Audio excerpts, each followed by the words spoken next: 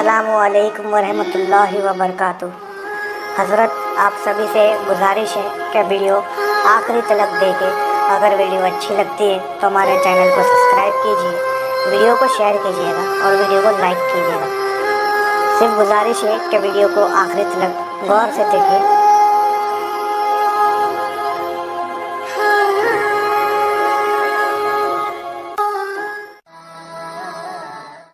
تم اگر اپنے ہوش حواس اپنی طبیعتوں کی سننے لگتے ہو تو ابھی کمال ایمان کو پہنچے نہیں۔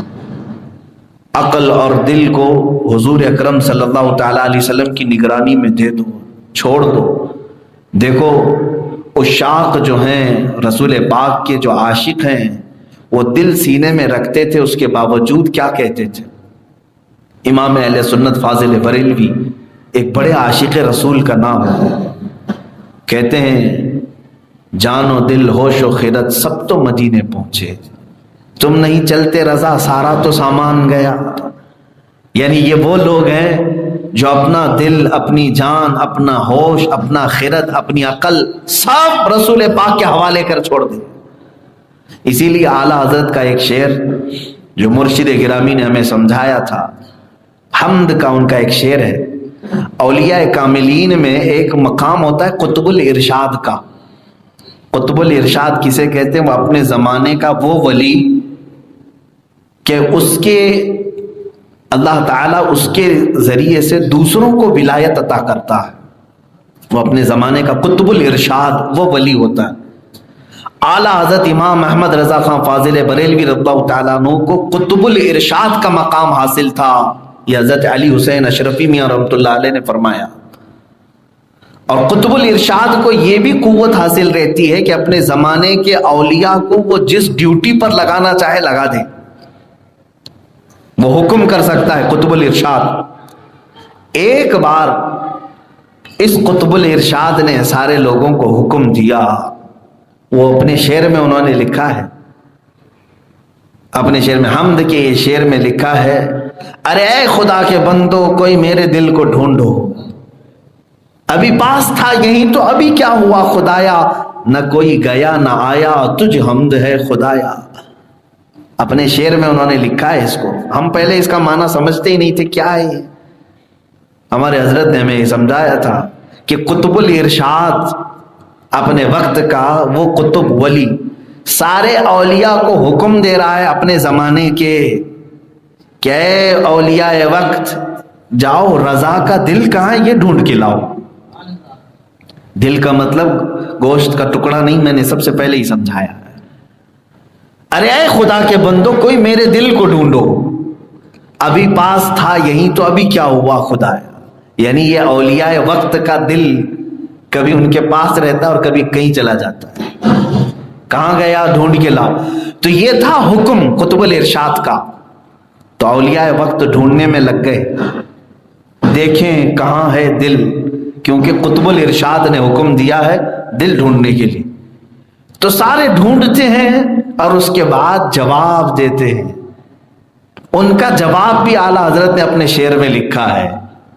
وہ سارے اولیاء وقت نے جواب میں یوں کہا، ہمیں اے رضا تیرے دل کا پتہ چلا بمشکل، ہمیں اے رضا تیرے دل کا پتہ چلا بمشکل، بہت مشکل سے ہمیں اس کا پتہ ملا ہے تیرے دل کا۔ جواب میں انہوں نے کہا، پوچھا قطب الارشاد نے کہاں ہے؟ تو یہ اولیاء وقت کہتے ہیں ہمیں اے رضا تیرے دل کا پتہ چلا بمشکل، درے روزہ کے مقابل ہمیں وہ نظر آیا، یہ نہ پوچھ کیسے پایا تجھے حمد ہے خدا۔ یا اولیاء وقت نے کہا ہم نے ہر جگہ ڈھونڈا کہ رضا کا دل کہاں بھٹک رہا ہے، پھر ہمیں نظر آیا کہ وہ تو در حبیب پر لٹکا ہوا۔ یہ ہے دل کی اصل ڈیوٹی میرے عزیزوں، کہ جب تک تم اس رسول پاک کے حوالے نہیں کرو گے یہ دل تمہیں مجازی عشق میں، مجازی دیوانگی میں فنا کر دیتا۔ اسی لیے وہ جوان بگڑتا ہے جس کا دل خالی ہے، جس کا دل رسول پاک کی محبت سے بھر گیا ہو، دنیا کی محبت اس میں جلدی نہیں آتی۔ اسی لیے صابر کلیری رحمۃ اللہ تعالی علیہ نے یہ فرمایا تھا، اللہ نے ایک ہی دل دیا ہے اور وہ میں نے اپنے رب کو دے دیا ہے، دوسرے کے لیے میرے پاس کوئی حصہ ہی نہیں، اللہ اس کے رسول کے لیے میں نے دے دیا ہے۔ اور یہی اولیاء وقت، مفتی اعظم ہند رضی اللہ تعالیٰ اپنے وقت کے ایک ولی کا نام ہے، وہ خود اپنے ایک شعر میں فرماتے ہیں کہ اللہ تبارک و تعالیٰ نے جو دل دیا ہے، اگر اس کو میں 2 ٹکڑے کر دوں، اگر میں 2 ٹکڑے کر دوں تو فرماتے ہیں کہ ایک پر خدا ایک پر ہو تو ایک پر محمد، اگر قلب اپنا دوپارہ کروں میں، حبیب خدا کا نظارہ کروں میں، دل و جان ان پر نثارہ کروں میں۔ کہتے ہیں خدا ایک پر ہو تو ایک پر محمد، اگر قلب اپنا دوپارہ کروں میں، اگر میں اپنے دل کے 2 ٹکڑے بھی کر دوں تو تمہیں نظر آئے گا ایک ٹکڑا اللہ کے لیے وقف کیا ہوا ہے، دوسرا محمد عربی کے لیے۔ یہ ہے اولیاء کی تعلیمات، یہ ہے تصوف۔ میرے عزیزوں کے دل کو جب تک تابع نہیں کرو گے، حضرت ابوبکر شبلی رضی اللہ تعالیٰ عنہ سے پوچھا گیا، اب ہمارے ذکر کا وقت قریب ہے، آپ سے پوچھا گیا کہ اللہ تبارک و تعالیٰ کا ذکر کرنا ہے، دیکھیں یہاں پر بھی عقل بھی ہے اور دل بھی ہے۔ جب ہم مجمع میں ہوتے ہیں، اچھا یہ ابھی جو بیٹھا ہوا ہے عقل والوں کا مجمع ہے، عقل والوں کا مجمع ہے، اور جہاں ہاتھ پیر پھیل گئے، کپڑے نکل گئے، تو سمجھ لو پھر وہ عقل والا نہیں ہے۔ عقل جو ہے اپنے آپ کو سمیٹ کر کے بٹھاتی ہے، لوگ دیکھ رہے ہیں مجھ کو، اپنے آپ کا خیال کرواتی ہے، ہاں کپڑے صحیح سمت میں ہوں، پیر صحیح ہوں، کوئی ایسا غلط کام دکھتا نہیں۔ ہاں عقل جب سو جاتی ہے اور صرف دل رہتا ہے تب وہ پھیل جاتا ہے، کچھ بھی کرتا ہے۔ تو ابوبکر شبلی رضی اللہ تعالیٰ عنہ سے پوچھا گیا کہ اللہ تبارک و تعالیٰ کا ذکر کرتے رہیں، مٹھاس کب ملے گی اس کی، اس ذکر کی لطافت، اس کی حلاوت، اس کی لذت کب ملے گی؟ کتنا بڑا جواب دیتے ہیں، فرماتے ہیں جب تک عقل کے ساتھ ذکر کرتا رہے گا مٹھاس نہیں ملے گی۔ بات سمجھ میں آ رہی ہے؟ جب تک عقل کے ساتھ ذکر کرتا رہے گا مٹھاس نہیں ملے گی۔ مطلب یہ ہے کہ تم اللہ رب العزت کے ذکر میں کھڑے ہو لیکن سوچ رہے ہو کچھ اور بھی، میرا بغل والا مجھے دیکھ رہا ہے، میں کہاں کھڑا ہوں یہ بھی خیال ہے، مجھے سامنے شیخ ہیں، مولانا ہیں، امام ہیں، دیکھ رہے ہیں، پتہ نہیں کیا ہو رہا ہے، اور میری آواز زیادہ ہو رہی ہے کم ہو رہی ہے اس کا بھی مجھے ہوش ہے، خیال ہے۔ اور یہ سب چیزیں جب نکل گئی عقل سے، عقل وہاں ساتھ چھوڑ دے، تب حضرت شبلی فرماتے ہیں تب تجھے ذکر کی حلاوت ملے گی۔ ابھی آپ کے لیے نہیں ہے یہ بات، ابھی ذکر کے حلقے میں نہ کریں، لیکن حضرت ابوبکر شبلی فرماتے ہیں تجھے ذکر کی حلاوت اس وقت ملے گی جب لوگ تجھے دیوانہ کہنے لگے، تجھے پاگل سمجھنے لگے، یعنی تو عقل کے ساتھ نہیں ہے۔ میرے عزیزوں یہی تو بات مفتی اعظم ہند رحمۃ اللہ تعالیٰ علیہ کے زمانے میں ایک مجذوب تھے، وہ صرف تہبند پہن کر کے رہتے تھے، صرف لنگی پہنے رہتے تھے، اور ایک کنارے جہاں کچرے لوگ پھینکتے تھے وہیں بیٹھے رہتے تھے اکثر۔ ایک صاحب وہاں سے جا رہے تھے تو اس مجذوب بزرگ نے بلایا، کہاں جا رہے ہو؟ بڑے مولانا کے پاس جا رہے ہو؟ مفتی اعظم ہند کو بریلی میں اس وقت بڑے مولانا کہتے تھے، کہا ہاں وہیں جا رہا ہوں۔ ایک نیچے کچرے میں پڑا ہوا کاغذ کا ٹکڑا اٹھایا، انگلی سے یوں یوں کیا اور کہا جاؤ بڑے مولانا کو دے دو، تمہارے بڑے مولانا کو دے دو۔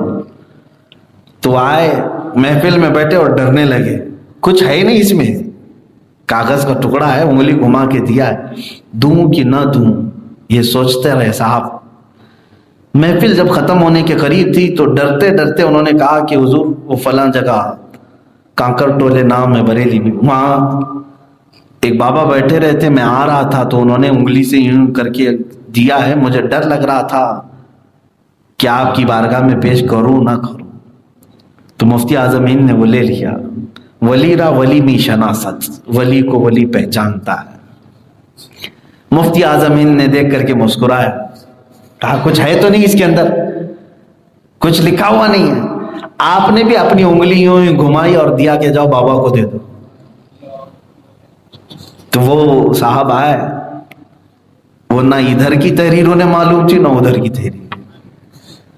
میرے عزیزو یہ عام آدمی یہ کہے گا کہ یہ پاگل لوگ تو نہیں ہیں, دیوانے تو نہیں, یہ عقل ہے. جہاں عقل یہ کہنے لگتی ہے. اب وہ ٹکڑا کاغذ کا لے کر کے آیا, وہ بابا بیٹھے ہوئے تھے بھی, تو ان کے پاس اس نے دے دیا کہ بڑے مولانا نے واپس تمہاری چٹھی بھیج دی ہے. وہ لیتے ہیں اور لے کر کے اس کاغذ کو نیچے ڈال دیا اور اپنی جو لنگی تھی تہبند وہ بھی کھول دیا اور ننگے ہو کر کے چلے گئے. جو کپڑا پہنے تھے وہ بھی اتار دیا اور چلے گئے. تو یہ سوچنے لگا یہ کیا مسئلہ ہے, میں چٹھی دیا اس سے پہلے تک تو یہ تہبند پہنے ہوئے تھے, اس کے بعد وہ بھی انہوں نے اتار دیا. وہ گھبرایا ہوا مرید واپس مفتی اعظم کے پاس آیا, کہا کہ حضور مجھے سمجھائیں نہیں تو میں پاگل ہو جاؤں گا, کیونکہ صرف عقل یہ سب چیزیں نہیں سمجھ سکے گی. عقل کو ظاہری اسباب ضروری ہے, دلائل چاہیے. یہ کیا تھا یہ معاملہ؟ تو حضرت مفتی اعظم ہند رضی اللہ تعالیٰ عنہ نے اسے سمجھایا کہ وہ اس علاقے کے مجذوب تھے, انہوں نے اپنی عقل یاد الہی میں فنا کر دی ہے, وہ اللہ کے ذکر میں محو ہو کر اپنی عقل کھو چکے ہیں.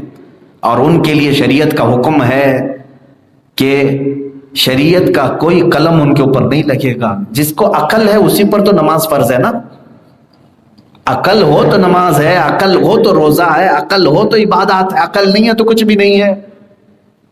تو مفتی اعظم ہند رضی اللہ تعالیٰ عنہ نے فرمایا کہ وہ مجذوب ہیں, انہوں نے مجھ سے سوال کیا تھا لکھ کر کے. کہا کیا؟ کہا کہ بڑے مولانا صاحب یہ بتائیں کہ جو بندہ اپنے خالق اور اپنے محبوب کی یاد میں ساری دنیا چھوڑ دیا ہے, ساری دنیا چھوڑ دیا, کچھ بھی نہیں ہے اس کے پاس سوائے ایک تہبند کے, ایک لنگی کے, اس کے علاوہ میرے پاس کچھ نہیں ہے, لیکن عقل ابھی بھی یہ کہتی ہے کہ یہ لنگی اتارے گا تو لوگ کیا کہیں گے, لوگ کیا کہیں گے, لوگ کیسے دیکھیں گے. تو کیا آپ کی شریعت اور آپ کا مسئلہ یہ مجھے اجازت دیتا ہے کہ میں اپنے خالق اور مالک کی یاد میں یہ بھی چھوڑ دوں؟ مفتی اعظم ہند فرماتے ان کا یہ سوال تھا, میں نے جواب میں یہ لکھا کہ جس کے پاس اب اللہ کی یاد میں ہوش بھی نہیں رہا اسے تہبند کی بھی ضرورت نہیں ہے. جس کے پاس عقل بھی نہیں رہ گئی, ارے جس کو کھانے پینے کا احساس نہیں ہے کہ کھانا کب کھانا چاہیے کب نہیں, یہ مجذوب اولیاء وہ ہوتے. تو آپ نے فرمایا اس کو نہ تہبند کی ضرورت ہے نہ لباس کی ضرورت ہے, کیونکہ وہ اپنے آپ کو فنا کر چکا ہے. کہا میں نے یہ جواب لکھا ہو, جواب کے بعد انہوں نے جو کیا تم نے دیکھا. میرے عزیزو یہ تمام باتیں آپ کے سامنے میں صرف آج موضوع سے ریلیٹڈ تھی اسی لیے عرض کر رہا ہوں. پھر میں آپ کو تنبیہن کہتا ہوں کسی بھی جھوٹے بابا کے پیچھے نہ پڑ جانا, نہ مجذوب کو ڈھونڈنے کی فکر کرنا. بعض لوگ اب یہاں کہتے ہیں یہ چبھتی ہوئی باتیں ہیں کہ ہمارے پیر صاحب نماز نہیں پڑھتے. کیوں میاں کیوں نہیں پڑھتے؟ پاگل ہیں, پاگلوں پر نماز نہیں ہے, یا مجذوب ہیں. مجذوب ہونا چاہیے یا تو نماز نہیں ہے ان کے اوپر. مجذوب تو دکھتے نہیں ہیں, کھا رہے ہیں پی رہے ہیں سب موٹے ہو رہے ہیں اچھے ہیں. مجذوب بھی نہیں پاگل بھی نہیں. میرے عزیزو جو سالکین ہیں مرشد, جو مشائخ, وہ شریعت پر پورا عمل کر کے دکھاتے ہیں. یہاں سمجھ کر کے چلیں کہ دل حضور اکرم صلی اللہ تعالی علیہ وسلم کو جو بندہ دیا ہے تو کیا وہ حضور کی کسی ادا سے نفرت کرے گا؟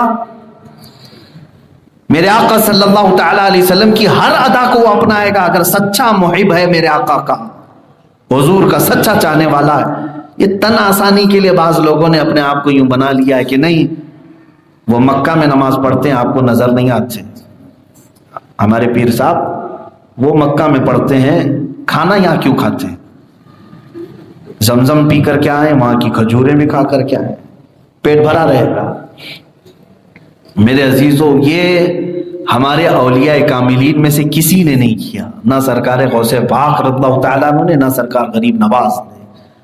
کیا ان سے بڑے بھی پیر آپ نے سنے ہیں؟ اتنے بڑے پیر پیران پیر جن کو کہا گیا انہوں نے زندگی بھر کبھی جماعت سے نماز نہیں قضا کی، اور بلکہ غوث پاک یہ فرماتے تھے کہ میرے مریدین میں سے اگر کوئی نماز ترک کرتا ہے تو اسے پھر مسلمانوں کے قبرستان میں مت لاؤ، غوث پاک کا فرمان ہے۔ تو اتنے بڑے پیران پیر کا فرمان تمہیں معلوم ہے، تو اسی پر سب کو ناپ کر کے دیکھو۔ ہمارا مرشد وہ ہے جو خود پابند ہو، اور ہم اگر بے نمازی ہیں تو ہمیں نمازی بنائے، ہمیں نمازوں کی محبت ڈالے۔ بہرحال دل کی بات یہ تھی، اور اس دل کو مضبوط کرنے کا طریقہ وہی ہے جو قرآن نے کہا الا بذکر اللہ تطمئن القلوب، آگاہ ہو جاؤ، اللہ کے ذکر سے دلوں کو تقویت ملتی ہے، دلوں کو سکون ملتا ہے، دلوں کو قرار ملتا ہے۔ تو میں نے دل کی یہ ساری باتیں بتائی، اور رسول کریم صلی اللہ تعالیٰ علیہ وسلم کی بارگاہ میں اس دل کو حوالے کر دو، اس کو وقف کر دو، دوسری محبتیں اس میں آنے نہ دو۔ اور میرے عزیزوں، میں یہ بھی یہاں پر تنبیہاً کہہ دوں گا نوجوانوں سے کہ تمہارے لیے یہ جائز نہیں کسی کے لیے یہ کہہ دینا کہ میرا دل پورا تیرے لیے، چاہے وہ بیوی کے لیے بھی ہو۔ آپ مجازی محبوباؤں کو یہ کہہ دیتے ہیں میری جان سب تیرے لیے ہے، میرا دل سب تیرے لیے۔ اس طرح کا جملہ ایک محبت رسول میں رہنے والے نوجوان کو زیب نہیں دیتا۔